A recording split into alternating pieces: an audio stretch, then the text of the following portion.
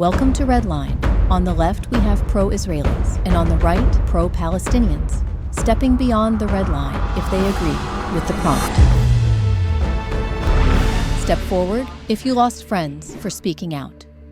I had a really close friend of mine. He identifies as Palestinian. Since October 7th, things changed. I can't tolerate the fact they kidnapped from my community and they killed my community, and I don't want to see them in control and in power anymore. That was the moment that he stopped talking to me. I was in a college campus echo chamber, and after October 7th, it felt like I was no longer a part of that. I was shocked that at my time of greatest need and the time of my community's greatest tragedies of my lifetime, that many of these people abandoned me. Being a comedian and musician, there's a lot of people that I really thought we all shared at least common values. And when this all happened, to see people be confused about that on October 7th and October 8th and the days that ensued, to not really understand that this was what we were looking at was pretty crystal clear. Even very, very close friends of mine chose to believe some sort of skewed thing that was being presented to them in the social media world rather than the real world. And I lost friends and followers and people like that. And the followers don't bother me as much. The real friends, that was hard. Step forward if you know someone personally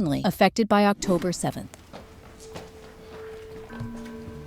So one of my colleagues I was working with is actually in Israel right now. Some of the facts he gave me was kind of shocking. Like he has to go to the bomb shelter and he have to go through like the sirens and rockets coming over. So that was actually very shocking to know. And he was actually watching him going through like this kind of situation. It was kind of a culture shock and shocking for me. Since I'm Israeli, I know everybody who got affected. My family, they were heavily affected from rockets falling next to their homes, from having to evacuate, to move, to hide and shelter yourself. That was also very devastating and very tough. I am friends with some of the rescued and released hostages. I'm friends with some of the family members of rescued and released hostages. I have friends and family in Israel myself. I know people that have been permanently damaged because of October 7th or being in the war since. The attack on October 7th was an attack on the entire Jewish world. I've met with hostage families. I've met with survivors of the Nova Music Festival massacre, individuals who lived on the kibbutzim that were attacked. I spoke to a woman who hid in her bomb shelter with her daughter as terrorists were trying to break in to kill them. To see the events of October 7th and then to find yourself on October 8th in a world that is confused, apathetic, or even supportive of such an event, and that is a very unfortunate, disheartening, and uneasy place to feel as a Jew. Step forward if you believe Hamas is a terrorist organization. Even though I believe Hamas is a terrorist organization, I see why they take the actions they do to defend civilians from what is currently happening now. Why are they doing what they're doing? What is the purpose for what they're doing, right? Is it the right action? No. Now, are there other actions they could choose? Yes. There should be a conversation as to why the Hamas feel the way they feel. Has there been a time where Israelis have decided, no, we're not going to fire against them? I don't really know.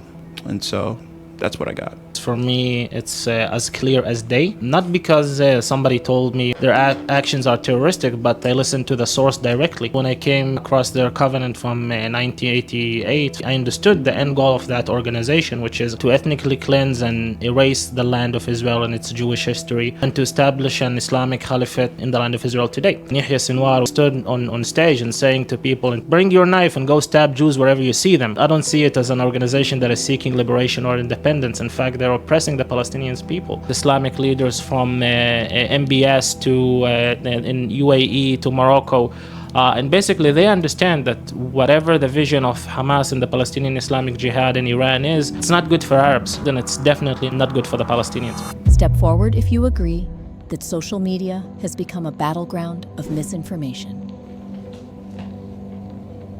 I believe that social media has become a battleground for misinformation. Certain things were being pushed out in a way that would ignite certain emotions. I've been very disappointed in some people who have been using this situation as clickbait while people are dying. I've been seeing a lot of antagonizing conversations. I've been seeing a lot of people wearing jerseys, basically. Like, I'm wearing the jersey for this team and you're wearing the jersey for this team, but it's people's lives and neither of them are going anywhere and they're there already. And the rest of us outside of it have not been helping when we've all been doing is stoking the flames. I think even the concept of disengaging or unfollowing someone because their opinion has been different in this has been an error, because only through listening and understanding what the other person is actually saying do you come to the point where you can figure out how you can be of use in the conversation, instead of being part of the problem in the conversation. We don't realize how like the most simple comment or accusation about someone can spread so quickly. And I think that that's something that I experienced on my campus, that there would be one person to, tweet one lie and my entire safety would be compromised, and I would be getting death threats on the basis of something that was never true. And I really agree with you that when we unfollow each other, we all really do need to listen to each other. And I think that it's also really important to maintain a level head and to seek out the truth. I do think that the younger generation is lazy when it comes to truth seeking. It's much easier to swipe through 6 seconds of TikTok videos than going and actually reading an article or speaking to an actual human being who was affected. Step forward if you believe rape and murder are never justified. For me, what makes this conversation really important is because when we get into this space of hate, that's when you don't see the humanity in the other people. We have to all be able to fundamentally agree that rape is not okay. We have to have a baseline of how we conduct ourselves as human beings and what we tolerate and what we do not tolerate. There was a protest on October 8th in Times Square. We weren't even done counting our dead. Israel hadn't even responded yet, when there were still Hamas terrorists within Israel, praising the rape of women, denying that it even happened, even though there is extensive evidence of it. When we say we believe all women, you mean that you believe all women, but it's been made very clear post-October 7th that Israeli women and Jewish women were not included in that. Step forward if you believe that Israelis and Palestinians deserve safety and dignity. When you have all the complex politics, if we had more time, we would dive into that. But when it comes to basic necessities of human people to live with security and with dignity, 100%. If we want to say this shouldn't happen again, we have to teach the kids for the next generation to love everyone. So, thank you.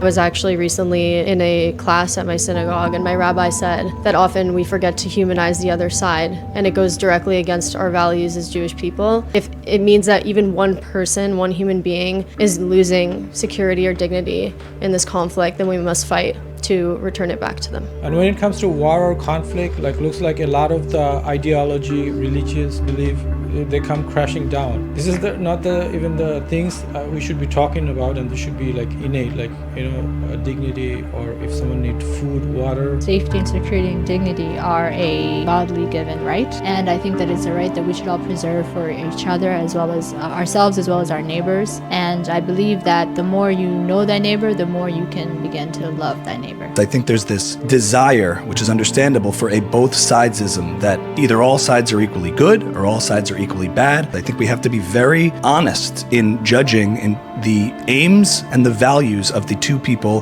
the two populations, the regimes that are at war with each other. If you simply look at the literature and the politics of Hamas, their aims are very clear: to wipe Israel off the map and to fight the Jews as an ideological battle. I think Israel is held to this not double but triple standard. You would never press Hamas to investigate the accidental killing of civilians on the Israeli side.